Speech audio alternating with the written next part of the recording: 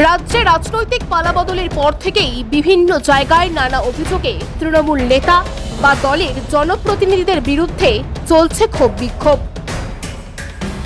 হাওড়ার বাগনান ২ নম্বর ব্লকের অ্যান্টিলা গ্রাম পঞ্চায়েতের উপপ্রধান মফিজুর ইসলামের বিরুদ্ধে এলাকায় সন্ত্রাস ও তোলাবাজির অভিযোগে বুধবার রাতে বিক্ষোভ দেখাতে গিয়ে পাল্টা মারে মৃত্যু হল বিজেপির বুথ সভাপতি প্রশান্ত দের। আর এই ঘটনায় মূল অভিযুক্ত হিসেবে উঠে এসেছে পঞ্চায়েতের উপপ্রধান মফিজুর ইসলামের নাম।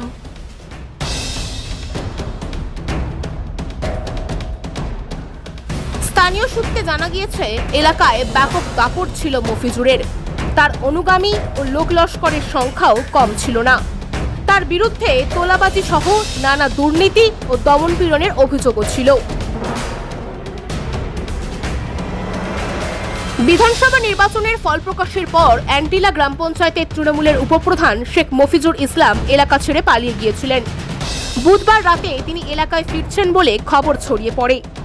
৮ থেকে ১০ জন বিজেপি কর্মী মোটর বাইকে করে তার বাড়ির সামনে গিয়ে বিক্ষোভ দেখান। এরপর উপপ্রধানের সমর্থক ও বিজেপি কর্মীদের মধ্যে বচসা বাধে।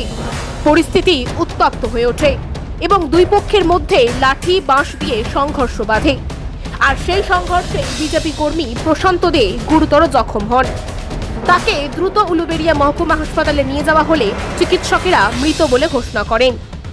এছাড়াও আরো ৩ জন বিজেপি কর্মী গুরুতর আহত হয়েছেন।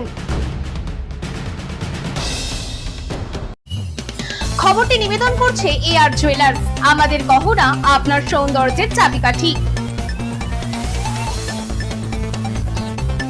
লাইট ওয়েটে ফুল কভারেজ গহনা এবং জুয়েলারিতে সবচেয়ে কম মেকিং চার্জ পাবেন আমাদের এখানে। থাকছে মনের মতো কাস্টমাইজ করার সুবিধা। ঠিকানা সলভ পাঞ্জাব ন্যাশনাল ব্যাংকের ঠিক বিপরীতে। বিশদে জানতে যোগাযোগ করুন নিচে স্ক্রিনে দেওয়া নম্বরে। খবর পেয়ে বাগনান থানার পুলিশ ও কেন্দ্রীয় বাহিনী ঘটনাস্থলে পৌঁছায়। এই ঘটনায় ইতিমধ্যেই বেশ কয়েকজনকে আটক করেছে পুলিশ। এলাকায় বসানো হয়েছে পুলিশ পিকেট। ঘটনার মূল অভিযুক্ত মফিজুর ইসলামের খোঁজে বিভিন্ন জায়গায় তল্লাশি শুরু করেছে পুলিশ।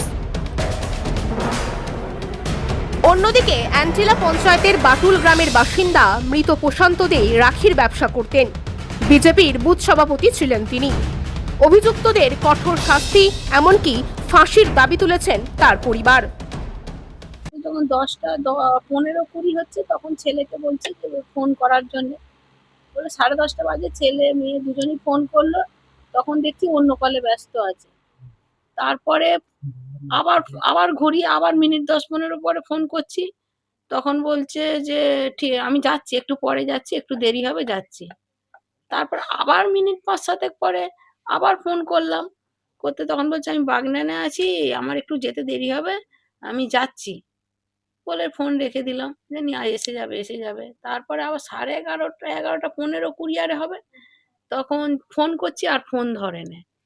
তখন বোনপোকে বলছি, ছেলে ফোন করলো, মেয়ে ফোন করলো না, ফোন ধরাতে বোনপোকে বলি বাবু তুই ফোনটা কর তো মেসোকে, এখনো আসেনি, আর ভাইরা ফোন করছে ফোন ধরে না, তাহলে তুই ফোন কর, তোর ফোনটা তো না করবে না, ফোনটা ধর। ফোনটা করতে তখন অন্য একজন ফোন ধরেছে। তখন বোনপো বলছে মেসো কোথা? বলছে তোমার মেসোকে মার্ডার করে দিয়েছি, এখান থেকে নিয়ে যাও। বলছে তুমি কে বলছো? কোথা থেকে বলছো? বলছে কোথা পাঠিয়েছিলিস? তোর মেসোকে এখান থেকে নিয়ে যা, মার্ডার হয়ে গেছে। বলে ও করছে, বারবার জিজ্ঞেস করছে কে বলছো কে বলছো, আর কিছু বলে না। তারপর ওদের মধ্যে একটা হচ্ছে, মেরে সরিয়ে দে, এই করে দে ওই করে দে, এরকম বলাবলি করছে, ফোনে কানে এসছে, শুনতে পাচ্ছি। তারপর বোনপোকে বললাম বাবু কি রে, এটা কি সত্যিকার ঘটনা নাকি এরকম হলো কেন? তাহলে তোর মেসো কি সত্যি বিপদে পড়েছে? নাহলে আসেনিই বা কেন, ফোনই বা ধরে না কেন? তারপর এবার ছেলে, বোনপো, আরো সব আশপাশে সব ভাই বোন ভাসুরপো সবাইকে ডেকে নিয়ে তারপরে বাগনানে গেল। বাগনান থেকে হয়ে উলুবেড়িয়ায় গেল, গিয়ে দেখলো যে একদম এমন মেরেছে, একদম পুরো শরীর গুঁড়ো করে দিয়েছে, শুধু শ্বাসটুকু চলছিল।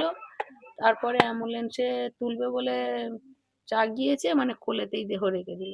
বিজেপি করতেন? কিছুদিন হলো ওই নিয়েই মাতামাতি করছে, একটু কি নিয়ে? বিজেপি নিয়ে পার্টি করে করছে। আমিও বাড়ি থেকে একটু আপত্তি করছি যে ছেলেমেয়েরা বড় হয়েছে, তুমি ওই নিয়ে থাকো না, তোমাদের কাজ কারবার করে খেতে হবে, তুমি ওই সব দিক থেকে সরে এসো। ছেলেমেয়েরা পছন্দ করে না, রাগারাগি করছে, ওরা বড় হচ্ছে, ওরা রাস্তাঘাটে বেরোয়, আর তুমি ওইসব ছেড়ে দাও। না না এখন কাজে একটু হালকা আছে বলে যাচ্ছি, আর কিছু কাজের চাপ পড়ে গেলে তখন আর যাব না। তাদেরকে একটু শাস্তি দেওয়া হোক, ফাঁসি দেওয়া হোক, কারণ ওরা তো আজকে আমার করেছে, কালকে ওনার করবে, আরো তো ৫ জনের এরকম করতেই থাকবে। তারপর আমার ছোট ছোট ছেলে মেয়ে, আমি তো আমার ওর ওপরেই আমার ভরসা, আমার তো আর কিছু নেই, আর আমিও তো কিছু করতে পারি না, ছেলে মেয়েরা ছোট ছোট লেখাপড়া করছে। দেখুন, এটা টিএমসির এখন পর্যন্ত নিজের অভ্যাস থেকে বেরোচ্ছে না। বাগনানে টিএমসির উপপ্রধান শেখ মফিজুলের পুরো টিম নিয়ে কালকে বিজেপি কর্মীদের উপরে হামলা করেছে। বিজেপি মন্ডল সভাপতি সহ বিভিন্ন অন্যান্য নেতাদের উপরে হামলা করেছে। প্রশান্ত দে বলে বিজেপির একজন কর্মী মারা গেছে, 3 জন সিএমআরআইতে ভর্তি আছে, গুরুতর আহত আছে। টিএমসির এই গুন্ডারাজ, এই জেহাদি মানসিকতা থেকে টিএমসি বেরোতে পারছে না। কিন্তু তাদেরকে বুঝে নিতে হবে যে এখন এই পশ্চিম বাংলায় আর ওই দুধেল গায়েদের সমর্থন করার সরকার নেই, এটা রাষ্ট্রবাদী সরকার আছে, যার নেতৃত্ব দিচ্ছেন মাননীয় শুভেন্দু অধিকারী। আমি এখনই জেলা প্রশাসনকে বলেছি, যারা এই ঘটনার মধ্যে যুক্ত তাদেরকে চিহ্নিত করে অবিলম্বে গ্রেফতার করে কঠোর থেকে কঠোরতম শাস্তি দেওয়ার ব্যবস্থা করতে হবে। আমরা আইন হাতে নিতে চাই না, কিন্তু আপনাকে বলছি যেভাবে টিএমসির এখনো বাড়বাড়ন্ত চলছে, এটাকে কোনো মতে মানা যাবে না। আজকেই আমরা জেলা প্রশাসনকে বলেছি, একটা লোক যে এর মধ্যে ইনভলভ আছে সবাইকে ধরে কঠোরতম শাস্তি দিতে হবে। এরম শাস্তি দিতে হবে যাতে এরপরে কোনো টিএমসির হারমাত, কোনো টিএমসির জেহাদি এইরকম দুঃসাহস না করতে পারে।